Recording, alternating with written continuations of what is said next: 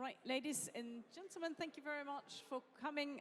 I would like to invite you to find a seat because we would like to start soonish. I'm sure you're all dying to hear more about the winning books.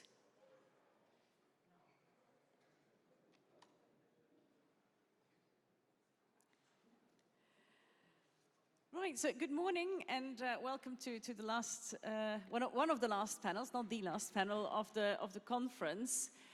For those of you who were yesterday at the dinner, you already know. For those of you who have read the information brochure online, also know. We have two winners, as in two winning books, multiple winning authors. We have two prizes, the ESIL Monograph prize, which we have had for since the beginning, more or less, which was won by Frederick Cowell with his book on defensive relativism, the use of cultural relativism in international legal practice, this book. And the ESIL Monograph prize, the collaborative book prize, which is only in its second edition this year, because at ESIL, the ESIL board, we thought it would be very good to recognize all the wonderful work that is done by people editing books resulting from research projects and conferences, etc. So that book this year, that winning book, is Animals in the International Law of Armed Conflict, which was edited by Anne Peters, who is joining us online, by Jérôme de Hemptinne next to me, and unfortunately the third editor, Robert Kolb, couldn't make it. I have to say that if something appears in the chat, I couldn't read it. Okay, I'm sorry. Unless I can get it here, I don't know. No, okay.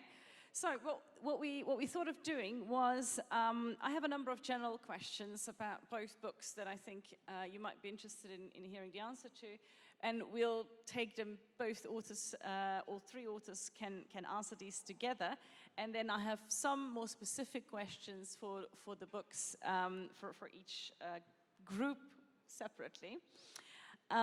Group of one, in your case, Frederick.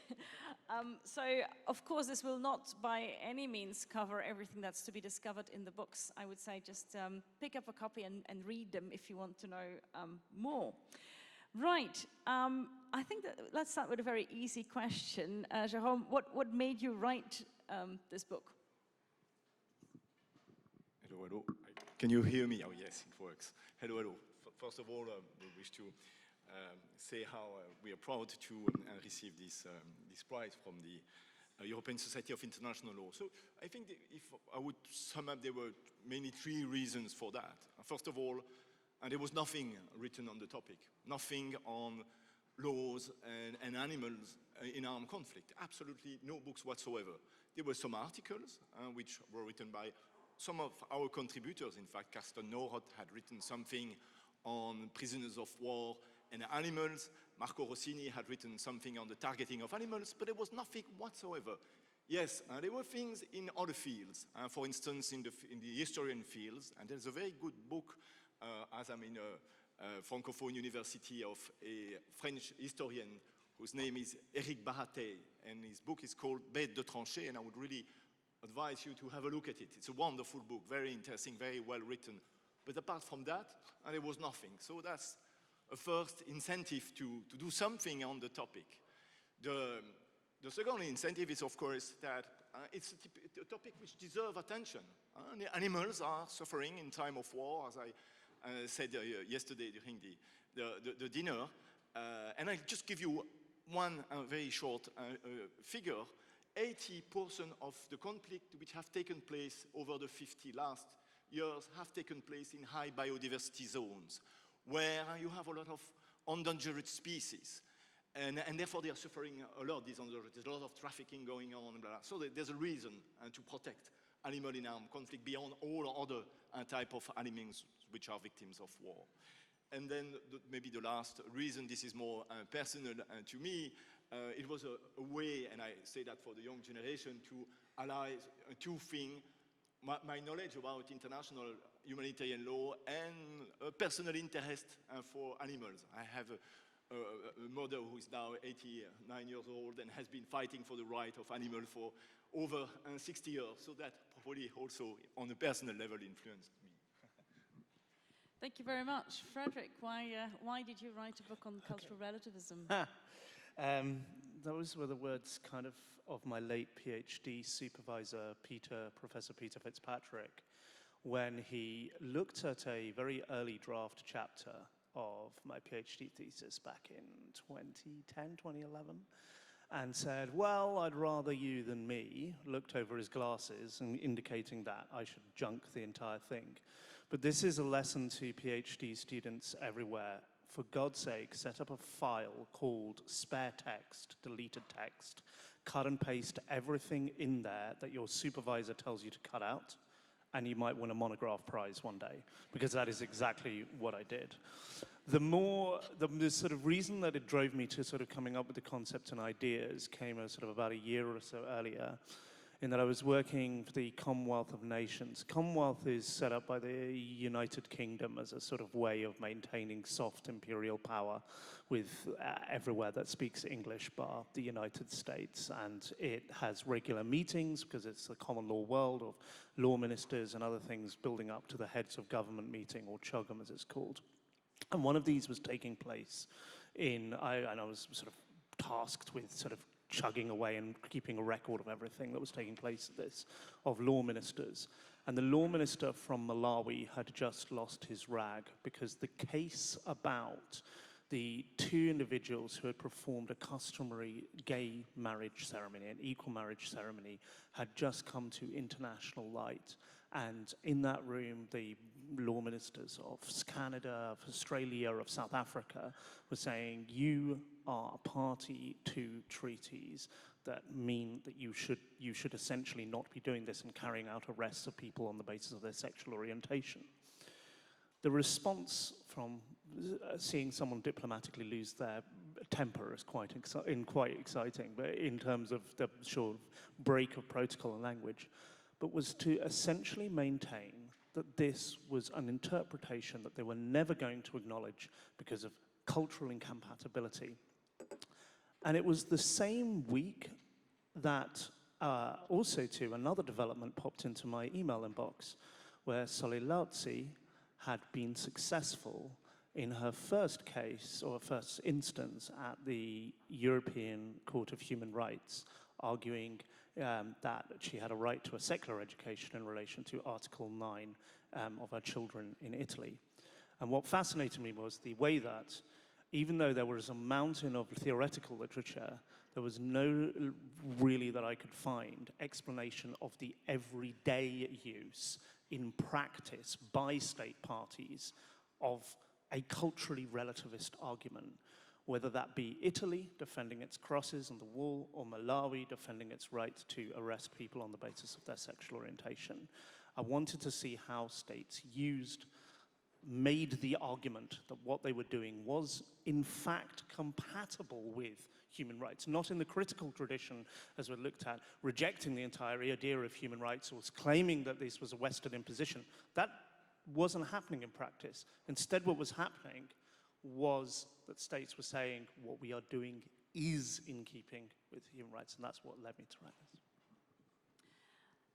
Thank you very much. Maybe linked to the first question, but I'd like to turn to Anne now. Why is this subject important right now? Thank you, Freya. I hope you can hear me. I'm really extremely sorry that I can't be with you in person in Aix, because I have a conflicting professional commitment, which is also important, but surely much less exciting and nice than being with you.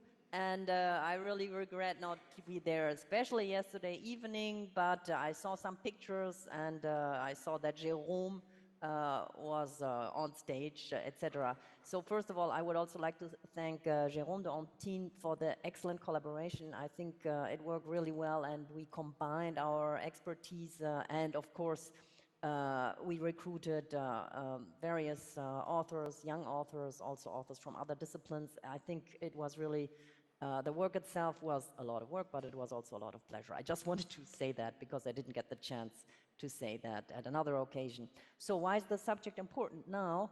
I think you can easily see it with the pictures of the war in Ukraine, which affected all groups of animals very severely. Not only wild animals, but also agricultural animals, companion animals, and zoo animals. This war has already, the war in Ukraine has caused enormous damage for the environment, and this causes the loss of habitat for the animals, not least by the flood.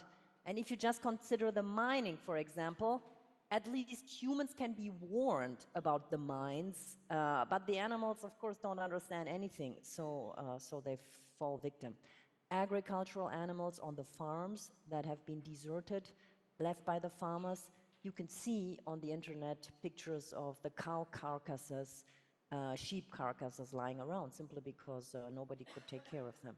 And then the companion animals, for me it was the first time seeing pictures of refugees and war, that there were a lot of images also on the news of humans with their cats in boxes in the shelters, or people carrying their animals across the border. And the European Union also, I think, relaxed the requirements for quarantine, which normally prevents dogs because of fear of rabies to cross the border.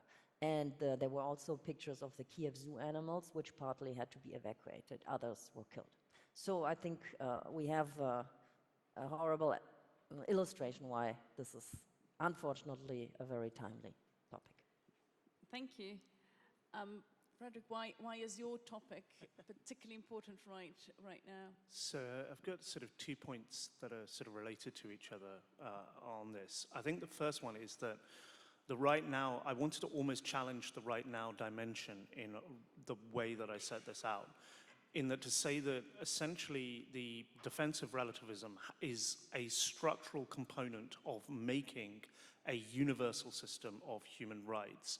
In that, not only will you have states adhering and professing their allegiance to it, and in this I can see Jean d'Aspremont in the audience. I found your book on international law as a belief system particularly interesting and helpful on this, because it was the continuation, like the way that international human rights law is constructed and created with the treaty body systems and regional courts, creates a form of belief system so that states wish to participate in, and therefore it is an ongoing feature of international human rights law that this will continually happen.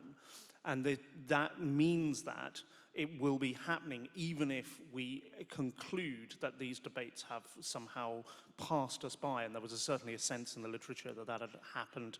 That was very much a sense that this was something relegated to happening in the historical moment of the 1990s, a sort of defensive, sort of relativism versus universalism. I wanted to update it and say that it actually continued in legal practice every single day, where there was a treaty body hearing, an international tribunal, a regional human rights body, was where there was an obligation being contested. So it's of ongoing importance. But I think the second point that I'd sort of say about why it's important now is that there was a sort of flurry of literature in the 2017, 2018, perhaps beginning a little earlier with Eric Posner's book about the twilight of human rights law, and then particularly, I think, after the events of 2016 about the crisis in international law and the backlash of international law.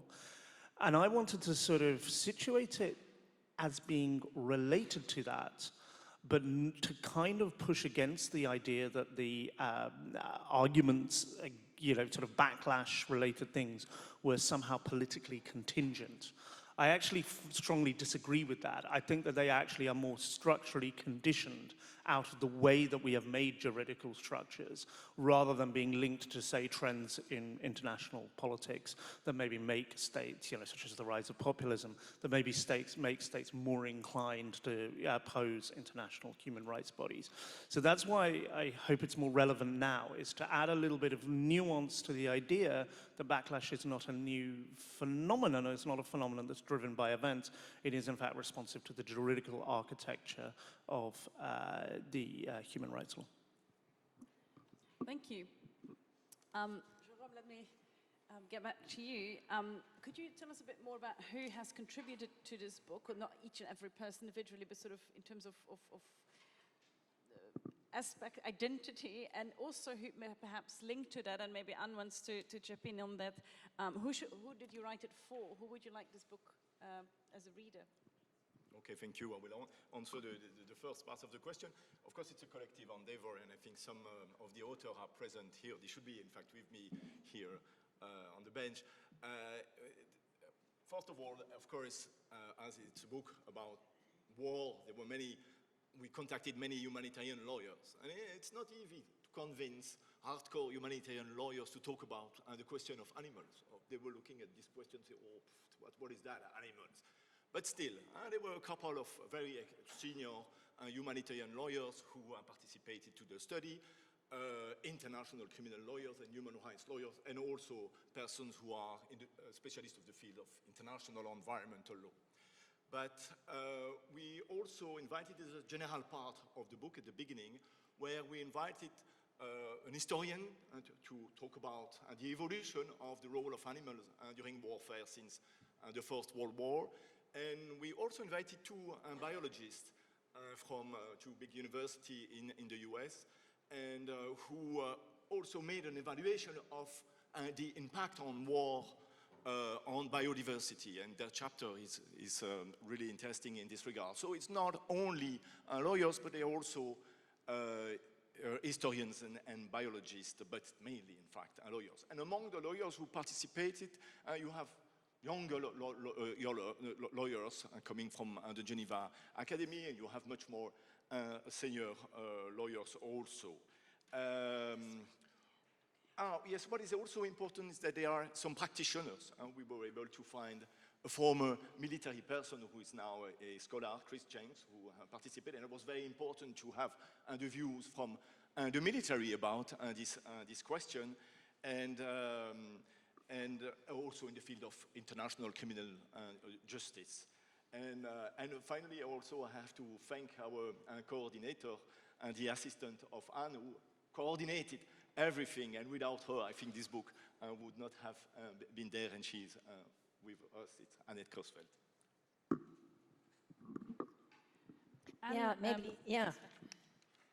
Maybe let's follow up on who should read this book. Of course, everybody should read this book, specifically scholars of international humanitarian law and practitioners of IHL.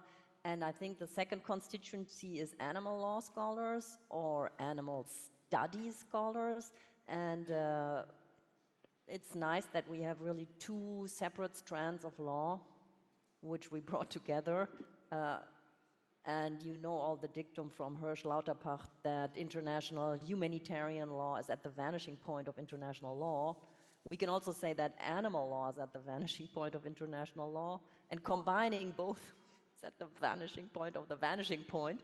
But Lauterpacht also said that the scholar should, with humility, nevertheless approach the topic, even if it is so daunting.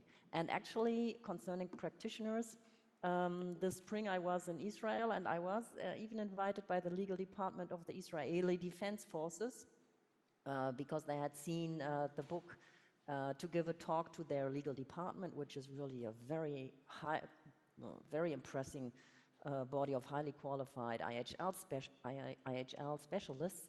And I was intrigued to realize that even for, a question which for me seems fairly obvious, namely that animals are objects, and I think also presumptively civilian objects. I thought this is obvious, but for them this was still a matter of debate. So I'm happy that we now have this excellent chapter by Marco Roschini on that question in the book. Thank you very much. And Frederick, the same question for you. Who did you have in mind as an audience when you wrote this book? In a general sense, really anyone that ever has anything to do with international or regional human rights law, whether that be anyone who is looking at something to do with the very specific issues surrounding the European Court of Human Rights, why states do and don't comply with this, the arguments that they make concerning the margin of appreciation and the width of the margin of appreciation, but really also to anyone who has anything to do with the treaty body system or is interested more generally in the promotion of human rights at all in any sense.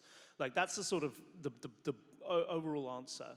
But the real answer I sort of have underneath this is that who I would like to have a look at this is sort of anyone who wants to just see how theories play out in practice and are used by people who aren't in the academy, people who are there representing state parties, and how they make arguments that accord or show certain theoretical templates in action, even if they are not consciously doing so.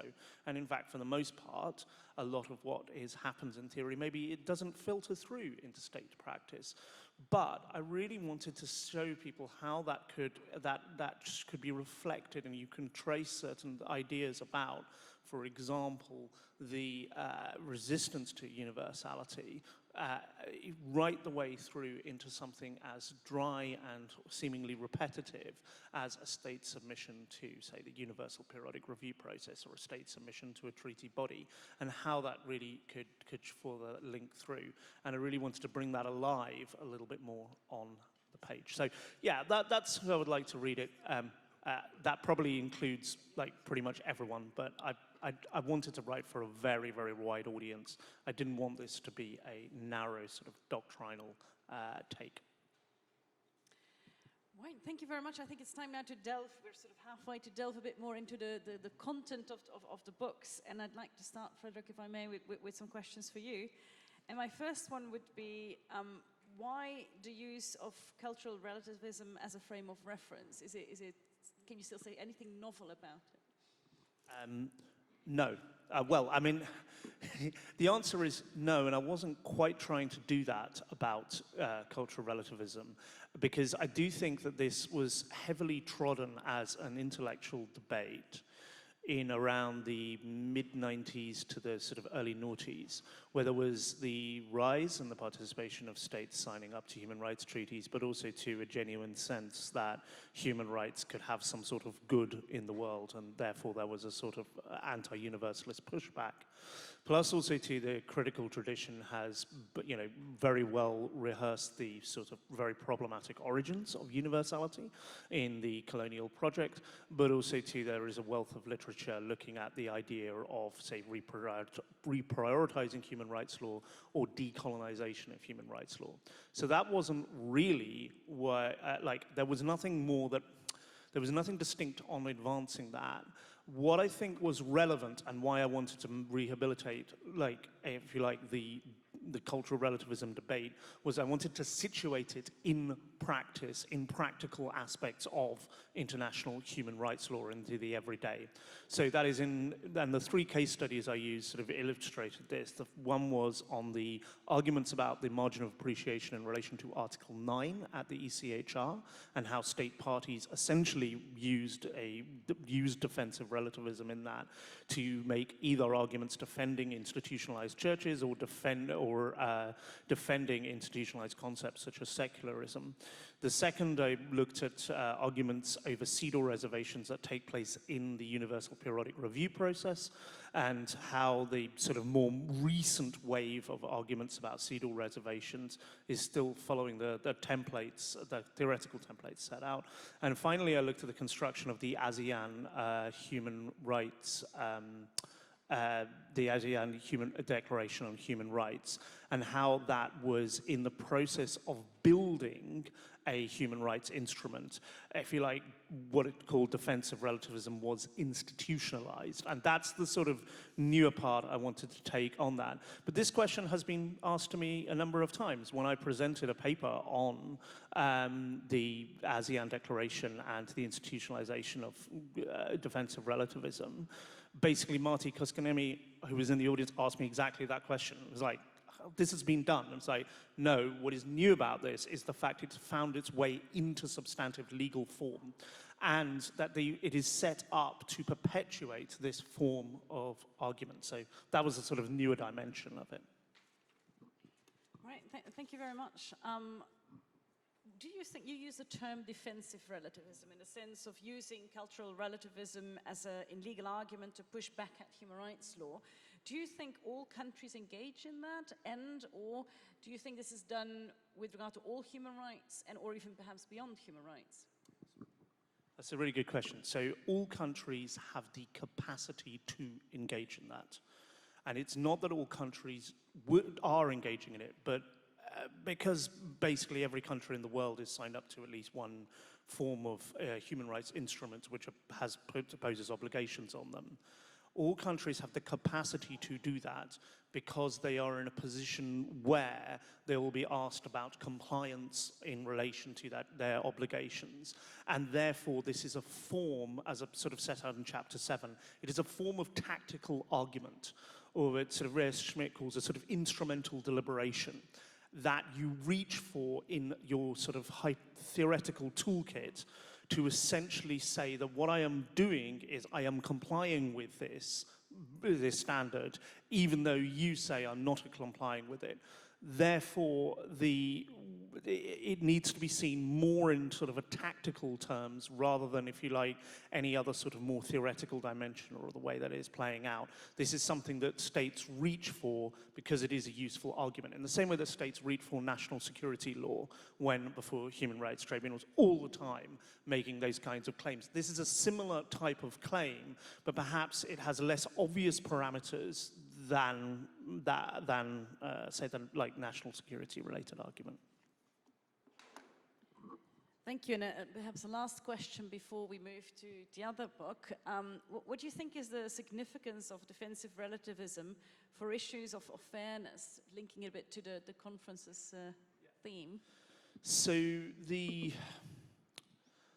I suppose the last panel I just saw, the Forum on Critical Approaches to International, the question of fairness, was, I think, perhaps the most revealing of this, because I suppose it would be sympathetic to the idea that because defensive relativism is inherent to both the idea of how sovereignty is adjudicated in international human rights law, but also too as well, like the entire idea of universalization, it's always going to be there as a component. So if you like, any discourse we have about fairness has to kind of engage with that.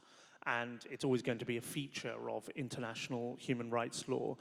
So any argument about fairness needs to acknowledge the idea that this will be an argument used by states not to comply with their obligations. But equally, vice versa, it needs to say about the fairness of human rights law is the way that states abrogate to speak on behalf of their populations and declare what is a moral or cultural value held by the population is a sort of structural unfairness that is almost difficult to escape for. The international law is built on the subject of states. They have abrogated that power to themselves, whether by democratic or undemocratic means. So we are going to be stuck in that, and whether that is fair or not, it is a reality that we have to kind of operate within. Thank you very much. I'm glad to see we've recovered Anne. I thought, so hoping there was somebody in IT in the back. Let's have a look, or let's have a bit more of a discussion on the collaborative book. Perhaps the first question for Anne, why is it important, maybe this is a very controversial question, right? But why is it important during warfare that we protect animals? Aren't people more important, and shouldn't we focus our energies on people? Well, there you're speaking exactly with the reviewers of Cambridge University Press when they saw the book proposal. That was the main objection they raised. So they made us really think about it. Why should IHL bother with animals in the first place? Because isn't it absurd, given that we kill animals on a daily basis in the billions in factory farming? And as you said, why should time, energy, and money and so on shouldn't it go into the worthier cause of protecting humans? And isn't there also the danger of downgrading the concern for humans in war? That's the objection. And of course, we have some responses. Also, we then really put that in our introductory chapter. Namely, that also in peace times we distinguish between lawful and unlawful killing of animals, and so we should do so in war as well. So it's very important to bring animals at all, to argue that animals are in the purview of IHL in the first place. Then we also think that the development of this fairly new branch of law, animal law, should influence the development of IHL, just like human rights impacted on IHL, and just like environmental law also impacts and has to be integrated with international humanitarian law. And we also think that a better protection for animals does not necessarily stand in conflict with the protection of humans, but of course can run in parallel. There will be conflicts, but not necessarily. So it's not necessary to play off the one against the other. And actually, historically speaking, that has also been the case, that people who are active in promoting laws for the protection of animals, this started in Europe in the 19th century, these people, they were building on successful activity on other social causes, for example, child abuse and violence against women. For example, the founder of the US-American Society for the Prevention of Cruelty Against Animals, he was active against child abuse. Same thing for the English pioneer. That's our answer. Thank you very much. As you've already pointed out, Jérôme, it was hard to find any writing about this, so you can safely assume that many people in this room are not even really aware of how animals are protected by the laws of warfare, even if they know, if they are humanitarian lawyers, which not everybody here is. So would you mind, perhaps a bit descriptive, but to explain how animals are actually currently protected, if at all? Right. Of course, it's a difficult question to address in 5 minutes to explain exactly how animals are protected by IHL, but in reality, it's not that complicated. As Anne pointed out a few minutes ago, animals should be treated as objects. At the beginning, it was not that easy we had to affirm that and to make that clear. If you look at the travaux préparatoires of many different conventions, they were not talking about animals. Usually they were talking about inanimate objects. But we just made it clear that it also includes animals, as in many laws around the world, animals are treated as objects. And you will say, oh, but that's not groundbreaking. But it still has a huge implication, because if animals are objects and are civilian objects, it means that they can't be targeted. You are launching an attack, you can only launch an attack against military objective, but not against any civilian object. And therefore, you cannot attack animals. Of course, there is the collateral damages which are admitted in war, but they have to be measured in function of the military advantage that you will be gaining from an attack. And therefore, animals fall into this imbalance. And whether killing a lot of animals would be in line with the proportionality calculation, depending on the military objective that you are destroying. So that's quite important. It has quite a huge implication to treat them as objects. You cannot target them, except if they are military objective, and it's very rare that animals are military objective. Yes, they can be used for war purpose. Dolphins are used by certain armies around the world. Horses carry soldiers in many conflicts around the world. In that case, yes, unfortunately, and despite the fact that they themselves do not understand what is going on, they could be killed. But apart from that, as objects, they can't. There are many other categories of objects. I'm not going to go into this, but it's quite interesting. Intellectually, there are, under humanitarian law, certain objects which are specially protected. You can never target those objects, or under extremely limited conditions, even if targeting them would constitute a military advantage. And among these objects, of course, you have the environment. The environment, in principle, cannot be targeted except if huge damages are they can never be targeted. And of course, animals are considered to be part of the environment. So they are protected about all the protection which is granted by IHL to the environment. There are other objects which are interesting. Cultural objects, for instance. Cultural objects benefit from also additional protection, not only under ESIL, but under many other conventions, the 1954 Convention on Cultural Property. To what extent certain animals could be considered as cultural objects, for instance, endangered species, or animals which are used in religious tradition, this is something which is debatable and which triggers very interesting question about the relationship between nature and human beings. So we try to make the argument that they could be considered as cultural objects. There are other objects which are indispensable for the civilian population. They can never be targeted.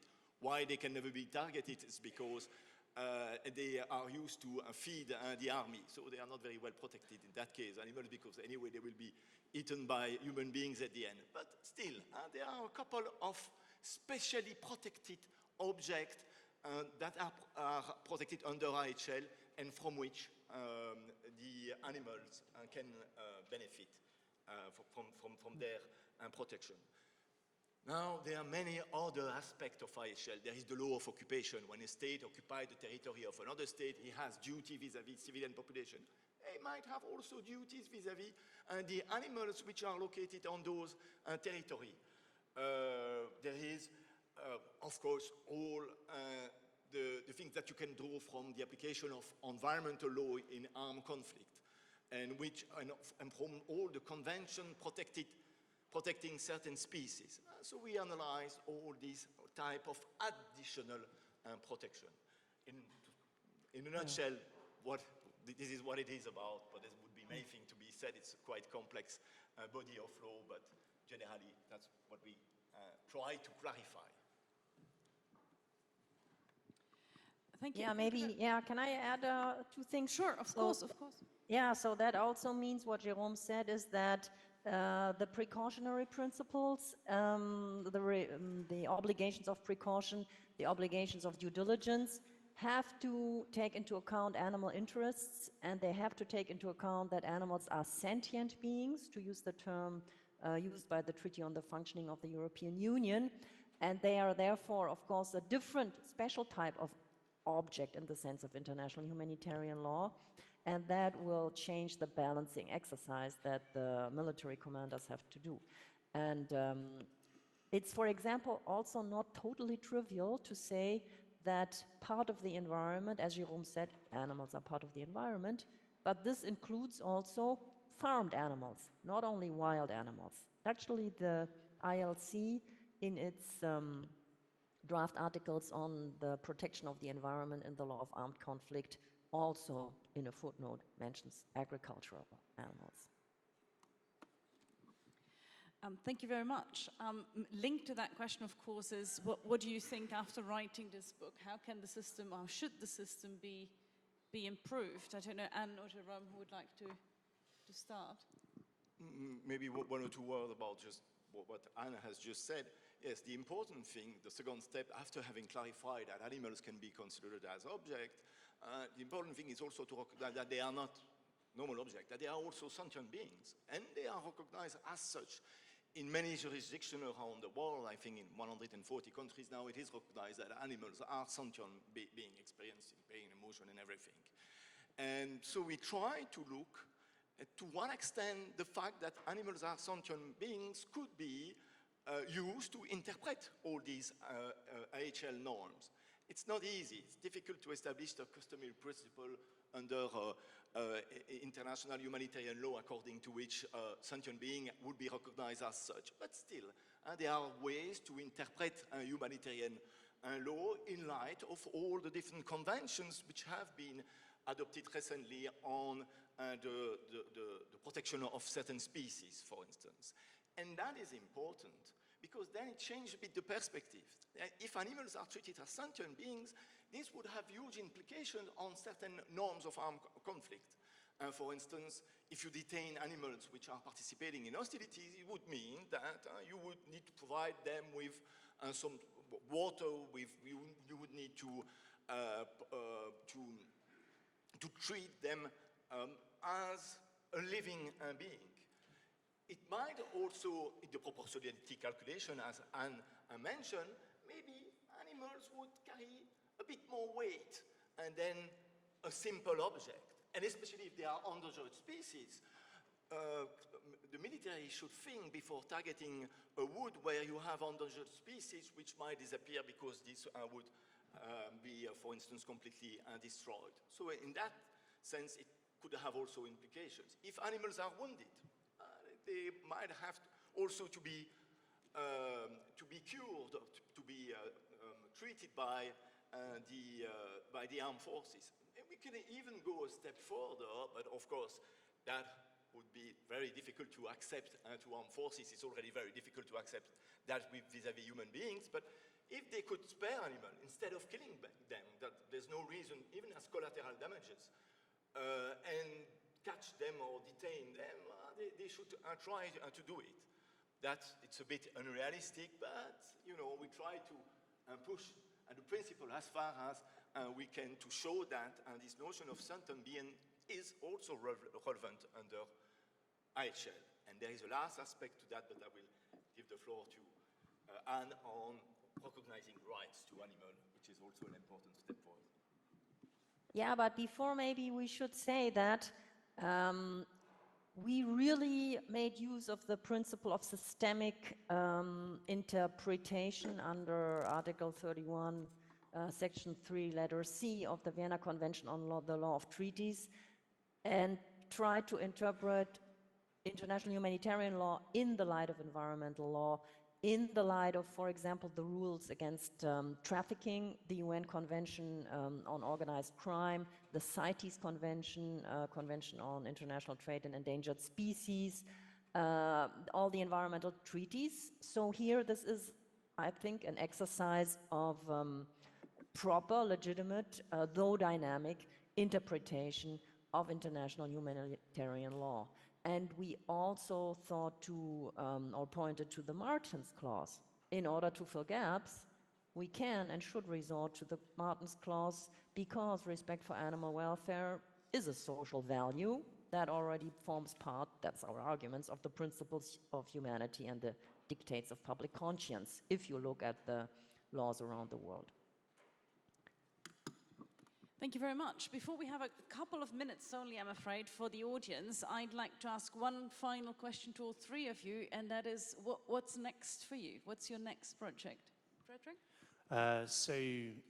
First of all, a plug. In 2 months' time, I have coming out another book on the law, theory, and politics of treaty withdrawal, which is a sort of aim to synthesize together a unified law of treaty withdrawal, but also to add an IR dimension on terms of why it works.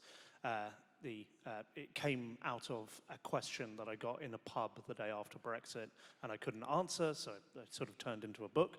But that's sort of the next big thing. And then after that, I'm also working on looking at extending this work more generally into how the word morality is, and where the word morals features in the ICCPR, what the different approaches to that have been, both in terms of individual petitions, but also in terms of concluding observations, and where the limits of morality are constructed there, and sort of seeing if something works in that more generally. And I am also to have a sort of little hobbyist project, which I've never been able to try and get together.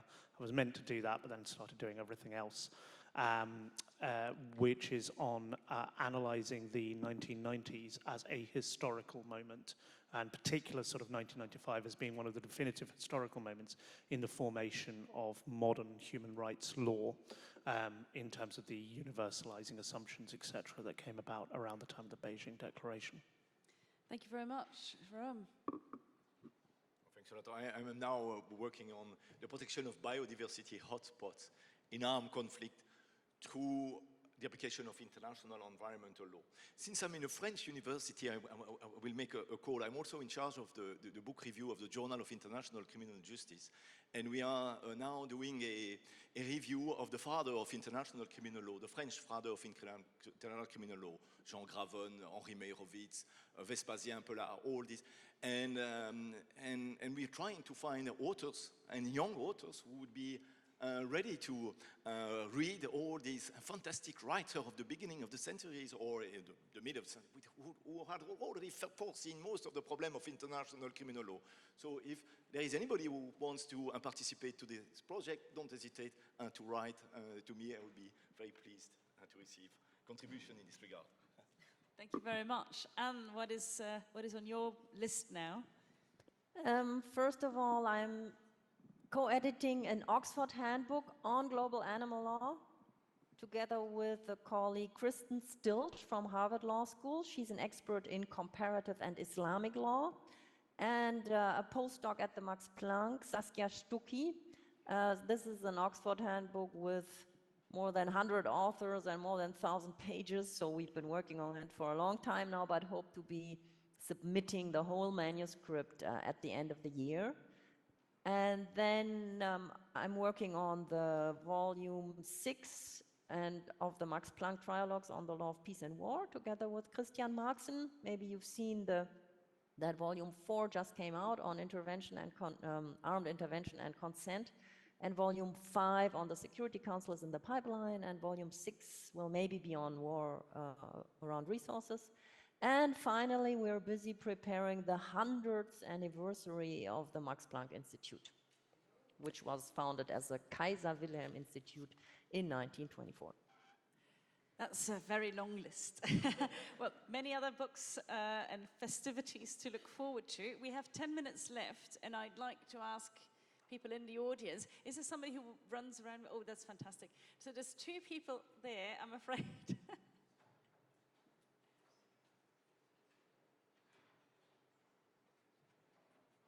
He's coming.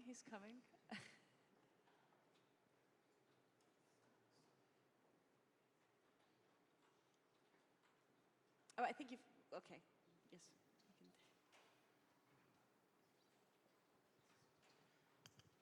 Thank you very much. I'm Piotr Schwedel from University of Krakow. As you were talking about future and future projects and perspectives, I was wondering if you are thinking about bringing the rights of nature perspective into as a follow-up of your book. Do you think it's worth of approaching it? And we know that rights of nature are emerging in different, but rather domestic legal systems, and at the international level, it's rather at the level of discussion. So I would like to ask you, what are the perspectives and possible, works on that? Thank you. Can I take the floor, Freya? Oh, yes, but we have another question, so I was hoping to take both questions together. Okay.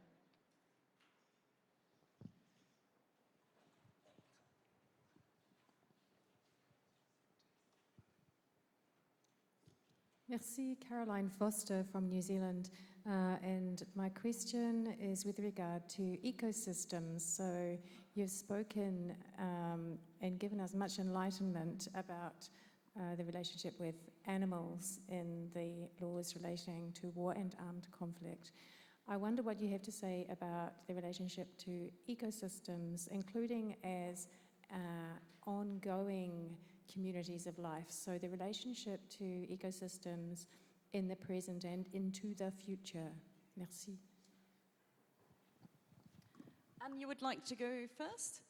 Yeah, go ahead. Yeah, very happily, but Jérôme surely also has something to say on it. So, as you rightly pointed out, the rights of nature are very much on the rise, especially courts in Latin America, countries around the world, and I have looked into that with great interest.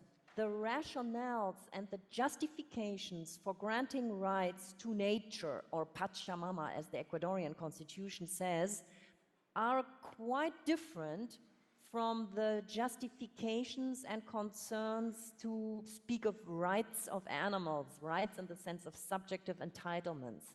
So these are 2 different strands, and my interpretation why the rights of nature movement is so strong while the animal rights movement is more moderate is that there is some element of cheap talk.